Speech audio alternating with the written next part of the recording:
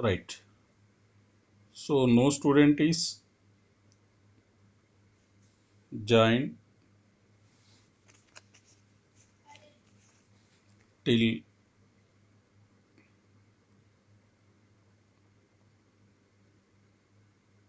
2:30. Even though I will give my continue my lecture. So as a part of the social structure of Greek civilization, as usual, it may be divided into two to three divisions. So as a part of the society or social structure, it may be three divisions in it. The first division may be confined with the wealthy class, where the power and the land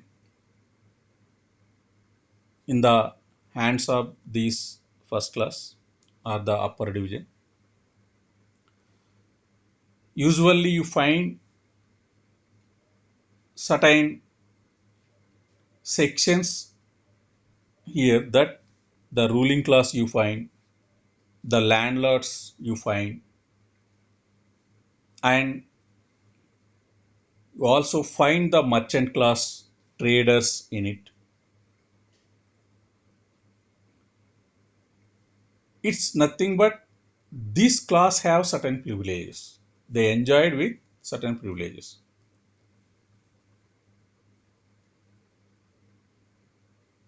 When come to the second division of the Greece civilization,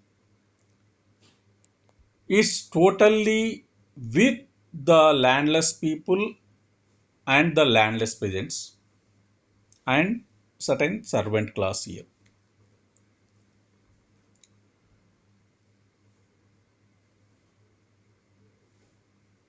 And when you come to the third division, it's totally about the slaves. So here is the two types of slaves you find. One is the Naitam. So these Naitam slaves may be confined to a single province. And another one is the Chlorotes. These are certain groups of people belongs to the one or more than provinces. They can live as a group, a community under a leadership. They can move from one place to the another, one province to the another. And another one is the elites. These only we find at the Sparta and Athens, where they can use these elites as the target group. So these are such a types of slaves you see as a part of Greek civilization. And when you see the social living within the Greek society, where they can give more importance to the education, and those are totally where the writing and reading is totally a legalized one in various city states, because when you Greece see the Greece as a whole, it has certain internal division in it like a provinces. Those provinces may be called as the city state. So these are like Athens, Sparta, Corinth, likewise. You see the number of city states here. So within those, The writing and reading is the legalized one, where the state is supports, and the individual life is somewhat is low when compared to the other civilizations, because up to the 7 years the child must be with the family. After 7 years he has to be join in a military training school called as the dromai. After 19 years he has to be join in the military of particular city state. So he has to be work for the sake of the city state, their government itself. So it's a mandatory in the Greek civilization. And when you come to the other things, who are the ancestors basically? Who are the ancestors of this Greek civilization? So Greek civilization has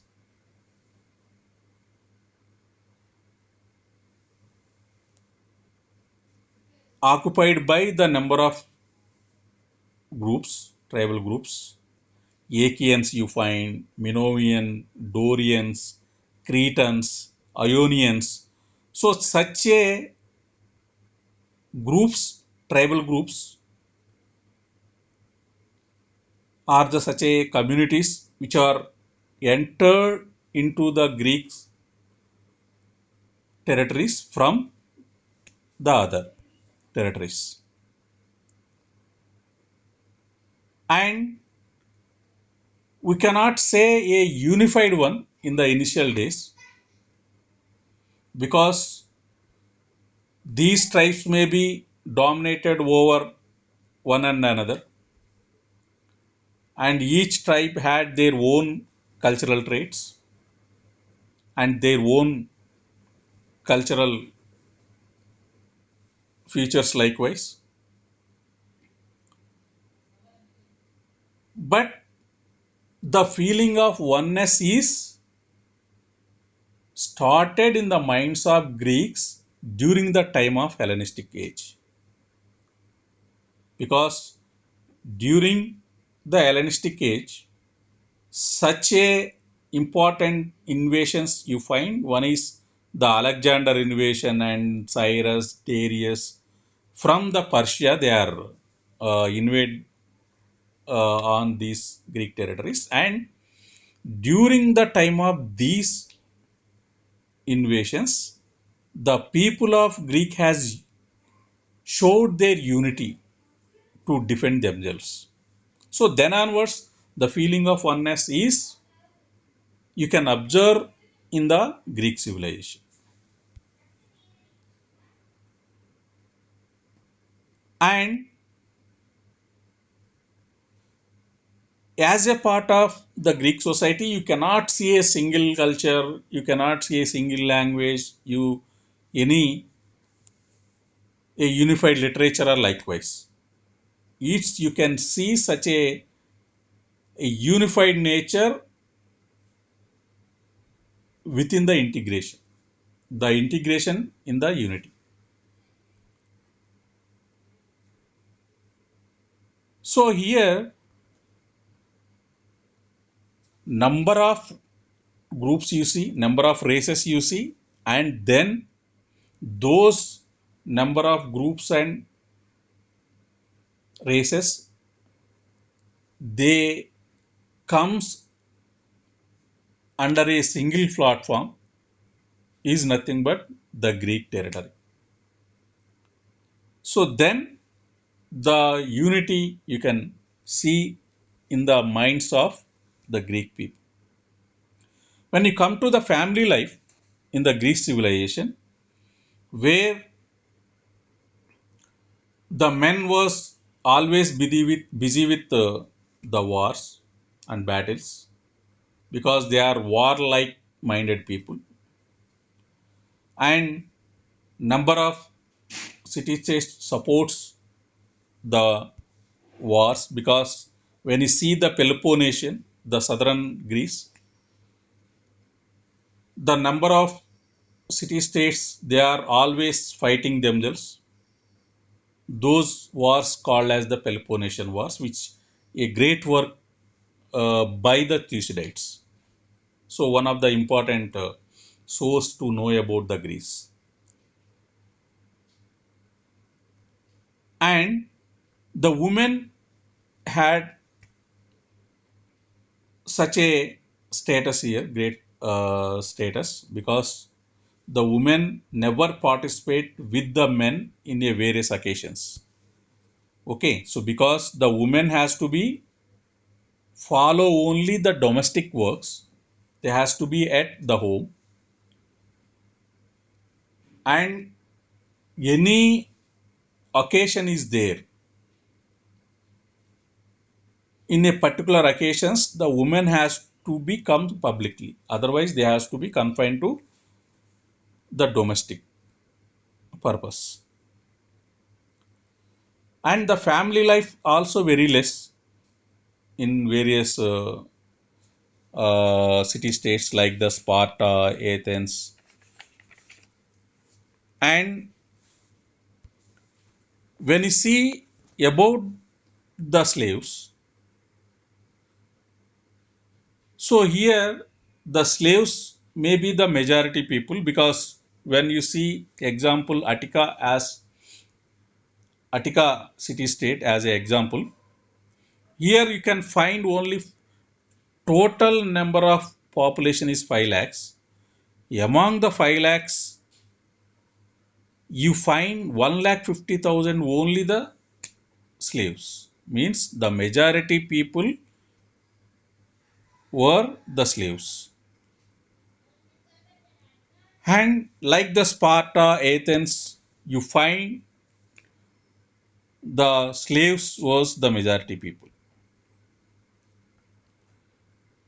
And when come to the economical conditions, you are already watching at the screen. So its economical conditions were those of a simple self-sufficient agricultural system. As a part of the economical conditions, you can divide into the two, agricultural and non-agricultural economy. So here, as a part of agricultural economy, the central Greece is suitable for the cultivation because the northern Greece is totally about the uneven land with the mountains and hilly region, and the southern part is totally, it's a group of certain islands, but the central Greece is suitable for the cultivation.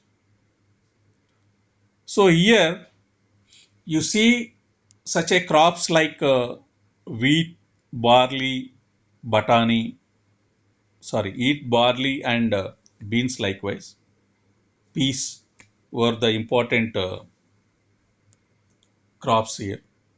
Okay, so the Greeks, you also see on the screen, the Greeks used olives for eating and to make olive oil, use it for cooking and as a lubricant. Okay, so olive oil is the use of olive oil is the part and parcel of the life of the people of Greece. It's a common one.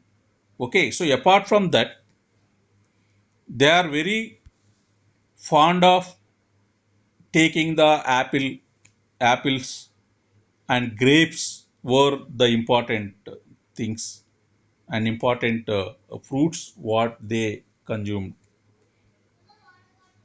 majorly. And when you see the non-agricultural aspects, it is totally about the trade and commerce, and because they use such a flow while following the cultivation. It may be wooden flow they use. Later, they use the flow made with the iron. And when you see the textile, uh, making of the textile, manufacturing of the textile is common in the ancient Greek civilization, where they followed the manufacturing textiles with the wool and also certain things like the cotton. So apart from that, they are well aware about making of pottery, and they are also aware about using of footwear. Footwear may be made with the leather, and we have to observe one thing here, that the less land is suitable for the cultivation, due to increasing the population, they are not in position to get that productivity which is suitable for the growing population, so that they are depending on the other parts of the world, the external parts, to get the required material or food crops, sorry, food grains. Particularly the Corinth, Athens, they are mainly depend on the fishing and hunting, and they are started following the navigation. So they are moving from one place to the another on the sea or oceans, so that they are get the things which are required to their people. So they are moving to various places on the sea, and they are entering such a places like the Sicily, Tunisia, Spain, and they are getting the things from those territories and exchanging with their surplus things like olive oil, liquor, and cattle, and sometimes they are exchanging with the food grains, exchanging slaves with the food grains. So such a things you can observe here, and they can get the things also from the Danube region and Egypt, Mesopotamia, where such a precious metals, gold and silver, they are getting. And during the ancient period, approximately around 500 BC, like that, the Greeks started using the coins, because up to then they use the barter system is the medium of exchange, exchanging the goods and services. So after using of the coinage, the trade and commerce has became somewhat fast. And when come to the political aspects of this Greek civilization, to know about the political aspects, you have the number of pioneers here. Through their works, you can get the these political things as well as the public. administrative structure, like the Thucydides from his Peloponnesian Wars, the text Peloponnesian Wars, Herodotus' histories, and Diasthenes, Livy, Cicero, with the writings of Plato, Aristotle. So this gives lot of things about the Greek political structure as well as the public administration. So you are well known that the city state, such a province like structures, were common in the Greek civilization. And you are well known that this structure of city state has taken its origin from the term polis. So, where the polis term, particularly taken from the term Latin, it the similar word called as the Arabs. So, where Arabs means where the administration may be taken place from the hill, the surrounding areas which are adjoining to the hill or comes under that administration. So it's a base for the formation of city states in the Greece. And after the division of these city states like the Sparta, Athens, Corinth, like city states, these may be followed such a type of administration there. Some city states followed as a democratic form of government. Some city states followed the monarchical form of government. Some city states you can identify the aristocratic nature of the state likewise.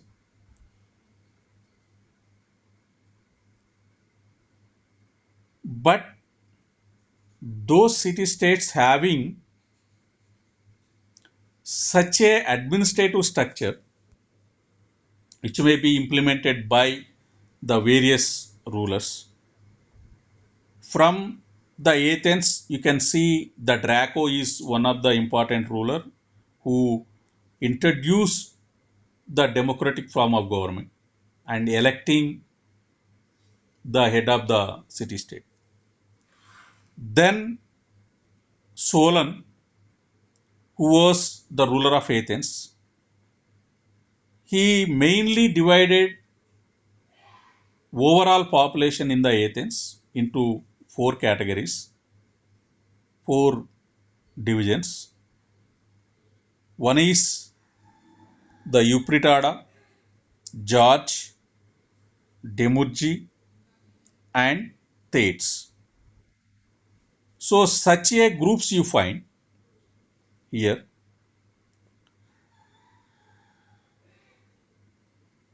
So then the Solon period is completed. Then the Pisistratus came to the power. And one more thing we have to see during the time of Solon. So he introduced electing the ruler of or head of the city state based on the lottery system. So it is one of the revolutionary thing which is introduced by the Solon. And later he was abolished the election of these ruler of a particular city state or the head of the city state by following the lottery system. Then he introduced electing the ruler of the city state. So it is also a great contribution of the Solon itself. So then after Solon, the Pisistratus came to the power. So he introduced certain the constitutional democratic principles here. And after Pisistratus, Cleomenes came to the power. He also introduced certain reforms. Then Cleisthenes came to the power in and around 508 BC. So he also introduced certain uh, reforms. Among them, he overall divided into certain regions of the city state. It's nothing but the Attica. The Attica is combination of certain treaties. So treaties are certain regions which is divided. So these like the three divisions you see, one is Kaidathanian. It is totally about the urban region, and Pania, it is the rural region. Another one is the Myrinus. It is about the coastal region. So such a divisions you can see during the time of Cleisthenes. So from the Draco up to the Cleisthenes, every ruler introduced certain reforms in the Athens. The reforms which is introduced in the Athens, which is influenced by the other city states like the Sparta and Corinth likewise. And when you see the Athens and Sparta, there is such a group of things you see as a part of administration.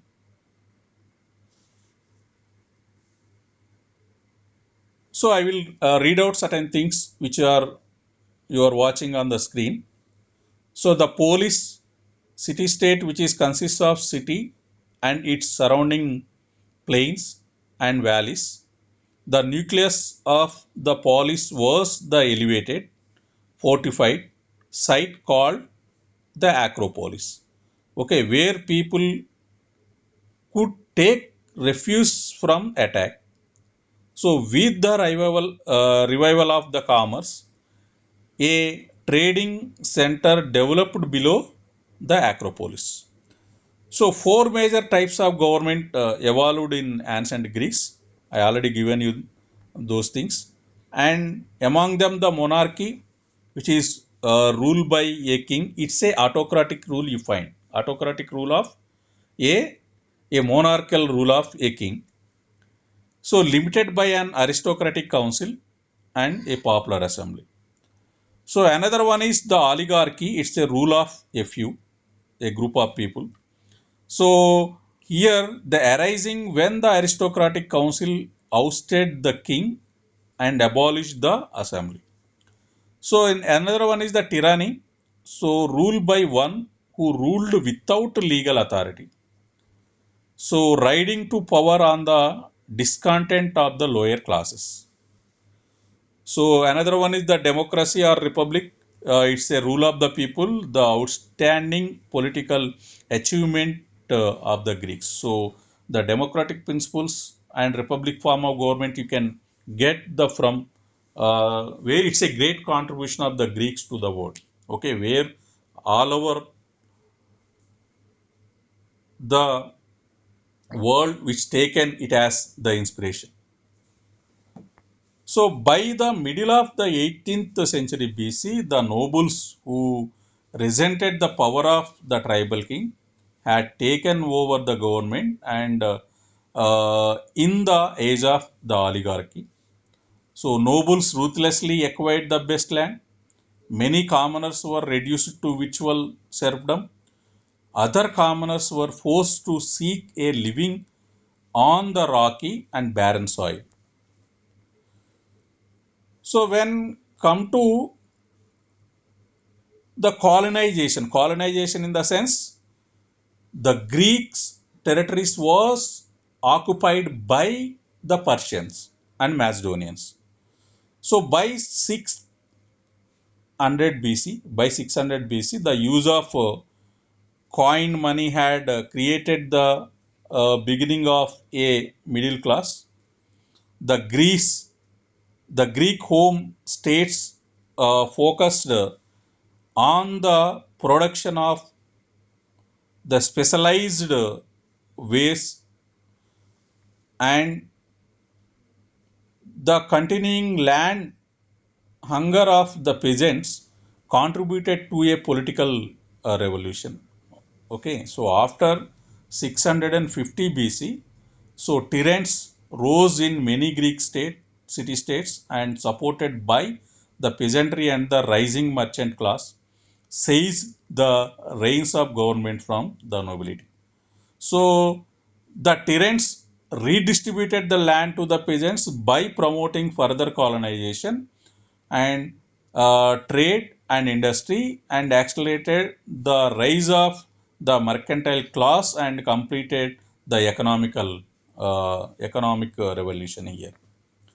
As a part of the Athens, you see in 1594 BC when Athenian nobles realized their failure to reform would result in a tyranny. They agreed to the policy of the comprising advocated by the liberal aristocrat Solon. Okay, I already given the Solon was a great ruler who introduced such a great reforms in it. Okay, so inspired by the new ideals of the moderation and justice, Solon instituted the moderate reforms here. So among them, provided a new start for the lower classes by cancelling the debts.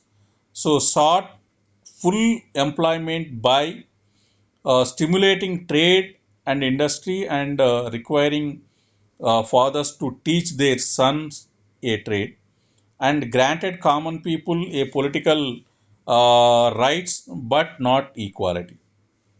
So unfortunately, Solon's moderate reforms satisfied neither party.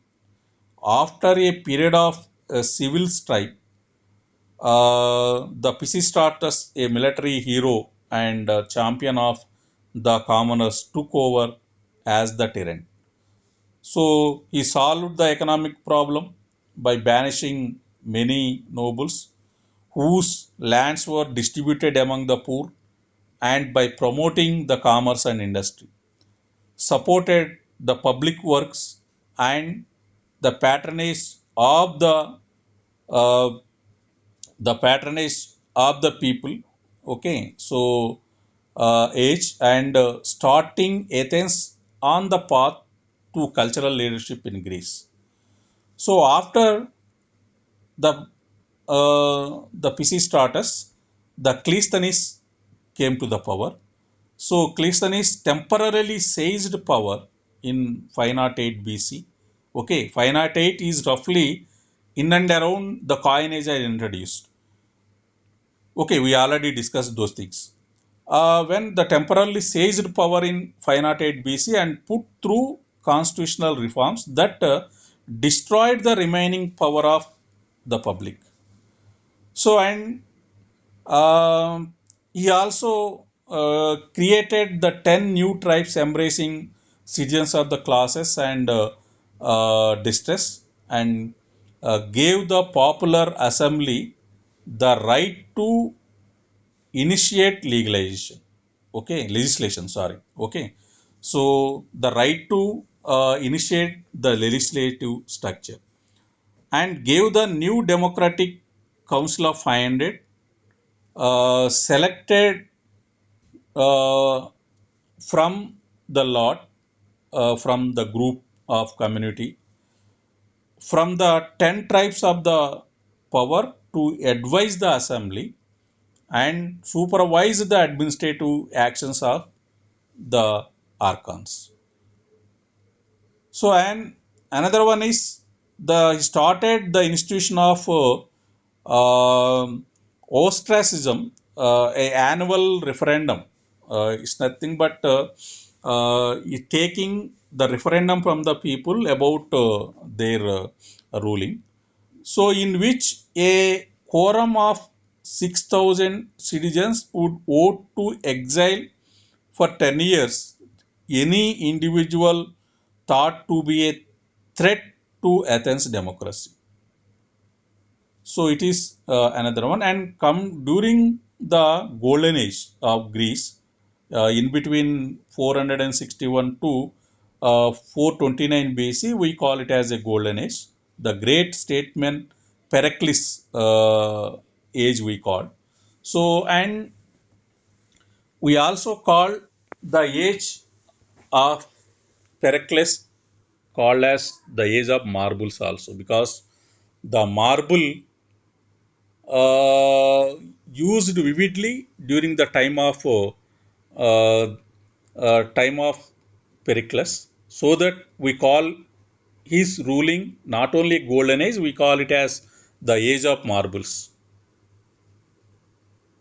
And during his tenure, he guided Athenian policy, and power resided in a board of the elected generals to ensure that the poor could participated in the government, and Athens paid the jurors in a panel of 6,000 citizens chosen annually by a lot in the sense by a group of the people, and the members of the council.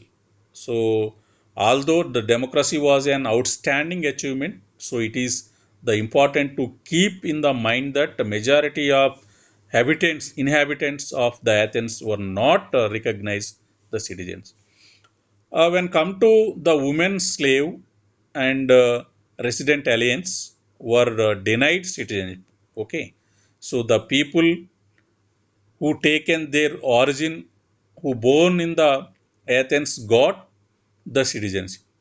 Okay, so among the whole population, they also forbidden citizenship to the women also. Women. So these groups had no standing in the law courts. If a woman sought the protection of the law, she had to ask citizen to plead to her in court. Okay, when come to the Sparta, the city-state of Sparta expanded by the conquering, enslaving its neighbors to guard against revolts by the state slaves, those called the helots. Okay, so I already given the helots we mainly find in the Sparta and Athens, who used them as the target points in the gladiator shows. So, who worked the land, Sparta transformed itself into a militaristic state. When we militaristic state called as the totalitarian state, we may call. So, for the small minority of the ruling Spartans, it was a democracy. So, for the masses, it was an oligarchy ruled by the people, group of the people. So, the state enforced absolute subordination of the individual to its will. Yeah, military state called as the totalitarian state. Yeah, sometimes it may be called as aristocratic state.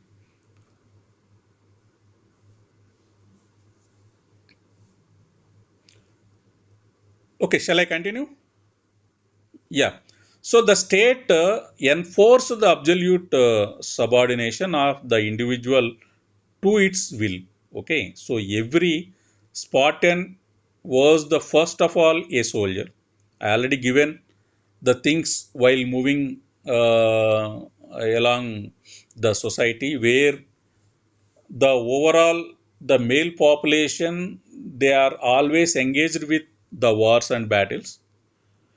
They are away from the home, but the woman is only confined to the home itself. So no publicly you see the women in some occasions itself. Other than they can only confine to a domestic purpose. So every Spartan was first of all a soldier. Sickly infants were left to die on lonely mountaintops. So boys were taken from their families at the age of 7 to live under the rigorous military discipline. I already told you that the children, they spend their life at home up to the 7 years of their age, and after 7 they have to move to the dromais. The dromai itself called as the military training school, and they have to spend up to the 19 years there, and after 19 years they directly move to the military. Along with military they have to work with the military. So after retiring from the military also they are became the part and parcel of the administration voluntarily. So and girls were trying to be the mothers of warrior sons. Spartan women bid the men farewell by saying, "Come back with your shield or on it." Okay. So when the soldier maybe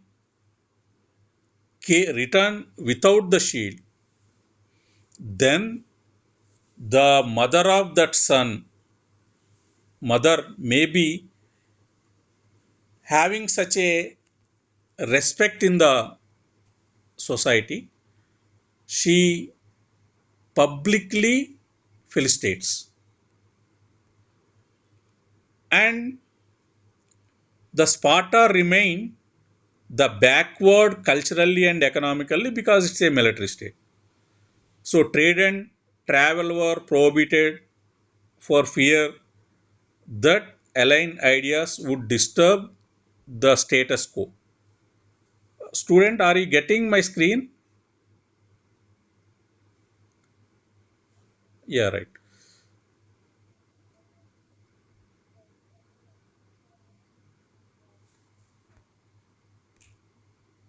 Okay, one second. I will again share.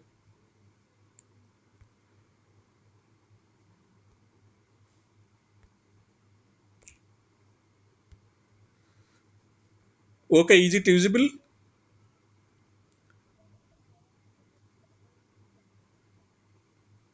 Okay. The first year without student I'll given the class, continued my class. Okay, so any student maybe join in between, so that I thought that I will continue my class itself. Okay. um, so and the Sparta remained it's a backward, a culturally and economically. So trade and travel were prohibited for the fear that alien ideas would disturb the status of status quo, the people mindset. A self-imposed isolation of the people of the Sparta, which resulted in the various forms like the intellectual stagnation and the rigid social conformity and military regimentation, like the people of the mindset of the people of Sparta may be in such conditions. To ensure that its elites were one type of slaves, I already given. It's the elites were only confined to the Sparta and Athens, and others like Naitom and Chlorotes, those are another type of slaves. You can see all those types you can in all provinces or all city states of Greece. Okay, elites only you find in these Sparta and Athens. So because they are used as a part of gladiator shows, and these elites used as a target points. So and so to ensure that elites would remain uncontaminated by the democratic ideas, Sparta formed the Spartan League of oligarchic state, where the Persians conquered Lydia in 547 BC. They also annexed Ionia. So in 1499 BC, the Ionian cities revolted, established democratic regimes, and appealed to the Athenians to help. The Battle of Marathon in 490 BC was a decisive victory for the Athenian army, which was half of the size of the Persians, uh, like 4,000, sorry, 6,400 and Persians, which is died as a part of this Battle of Marathon. So these are certain political things, but I will go for other things because I already completed my administrative aspects and political things, political aspects, and now I will go to the cultural aspects mainly. uh, as a part of culture, we have the different things or different concepts you find in it, because like the religion and food habits, dress styles, art and architecture, literature, language, all this comes as a part of culture. So among them, so philosophical thinking is one. And before going to the religion, I will give you the philosophical thinking, what such a philosophical ideas has developed in the part and parcel of Greece. So here, the Greece religion is based on the philosophical developments which taken place. Then those philosophical things supported the worshipping gods and goddesses on various grounds. So where the people of Greece, they are worship such a Zeus. He was the god of war and battles, and the Poseidon, god of sea or ocean, and Dionysus, god of liquor, Athena, the god of knowledge, Apollo, the god of war. So such a important god and goddesses they are worshipped. And before worshipping such gods and goddesses, we see the number of philosophers which inspired the overall the Greece religious structure or philosophical structure. So here among the Anaximander, the philosopher who given such a rationalistic, who inserted the rationalistic ideology among the people of Greece, and Empedocles, Democritus. These are the important philosophers who condemned the social evils in the society and who started the the ideology of rationalism and logical thinking and scientifical ideologies which inserted in the minds of Greeks. And these people we call with the name sophist. Sophist in the sense they are knows about everything,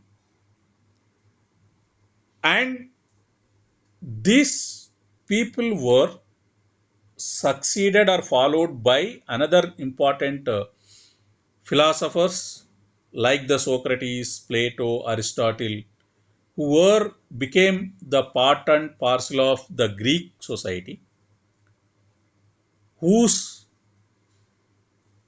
ideologies or philosophical thinking which influenced the majority of the Greece, and these period may be divided into three based on the ideology or period of the Socrates. We can divide the before the Socrates and Socrates age and after the Socrates age. So here Socrates was the great personality because he gives a theory that the God may be a person who knows everything, the human cannot. So human may be continuously knowing the things by following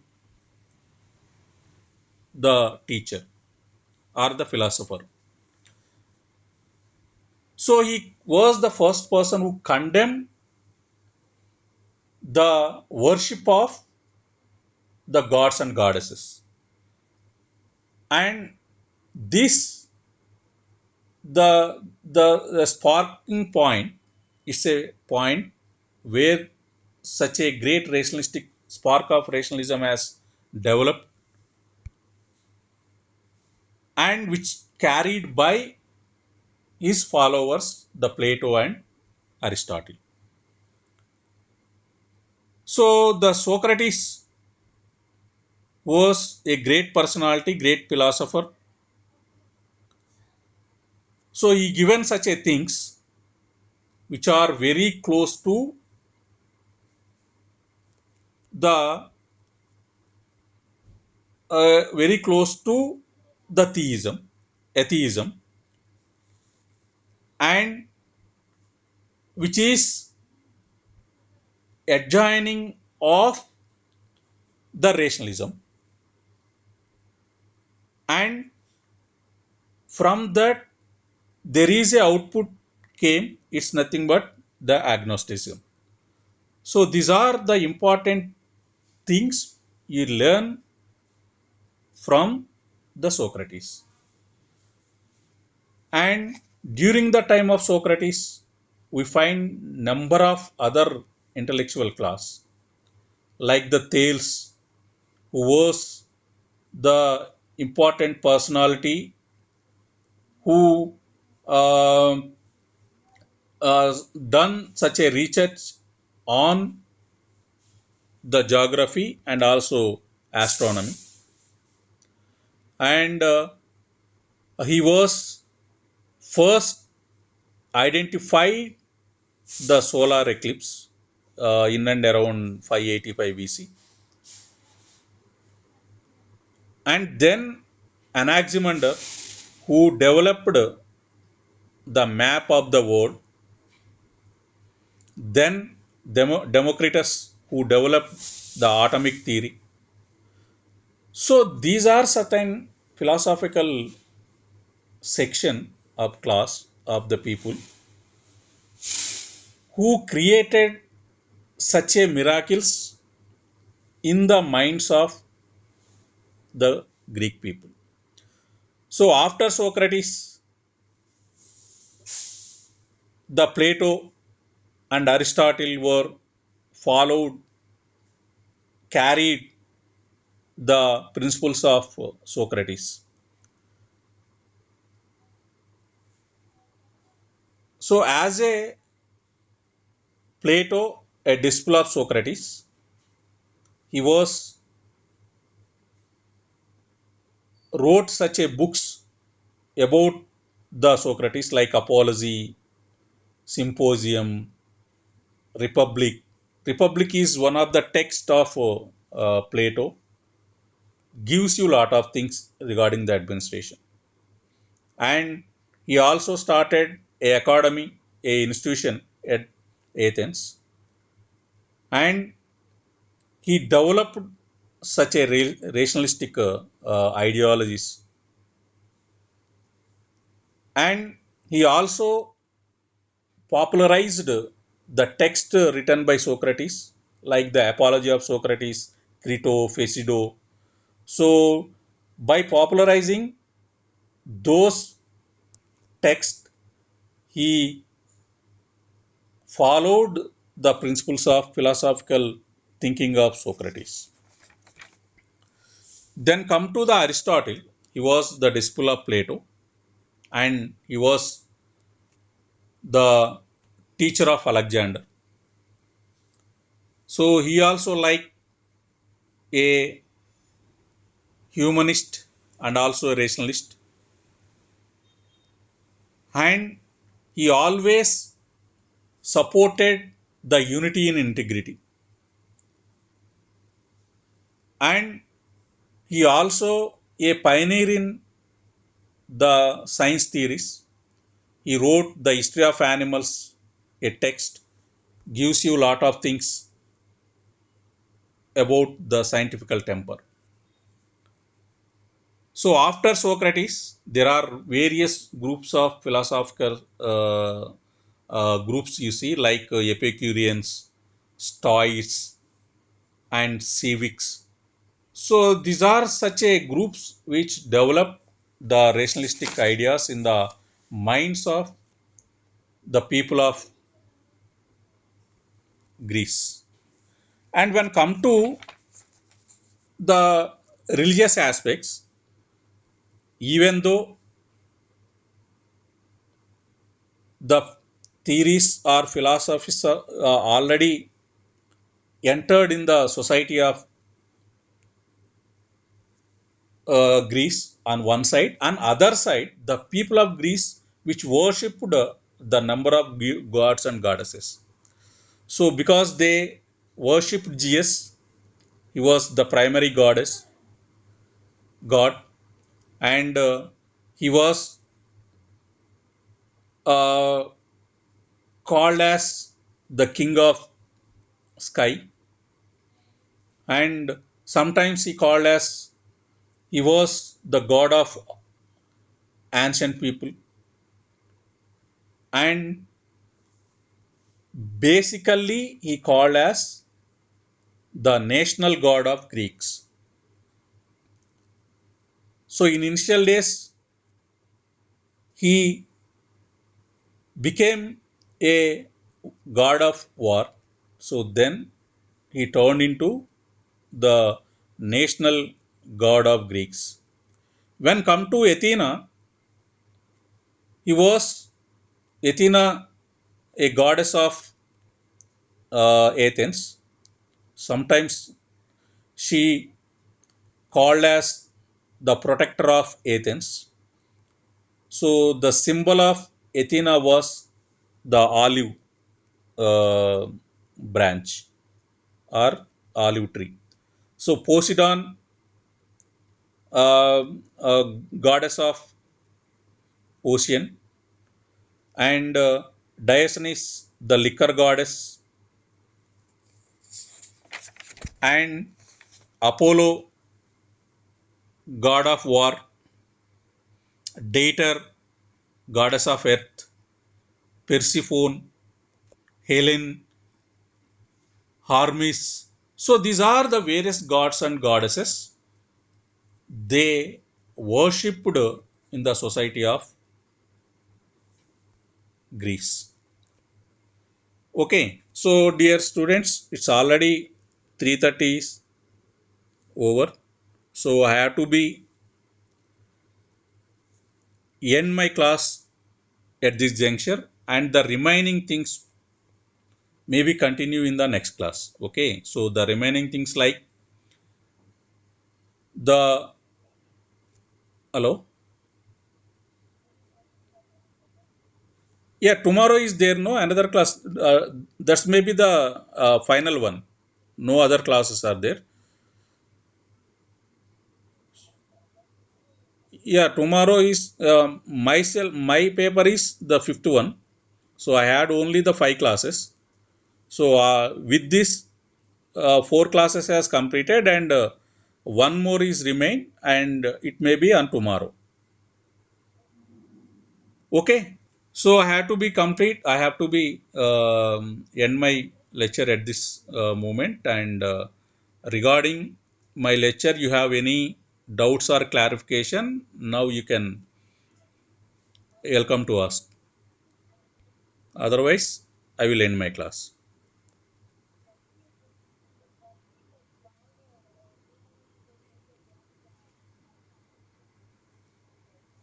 Athena, goddess of Athena, goddess of, okay, goddess of knowledge, and she also be called as the protector of the city state Athens.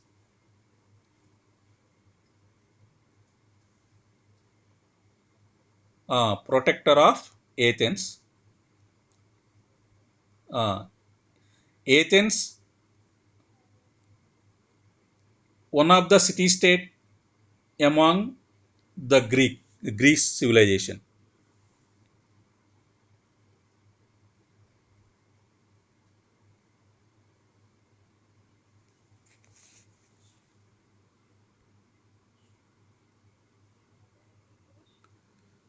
In the Greek civilization. Hmm? Okay. Any other?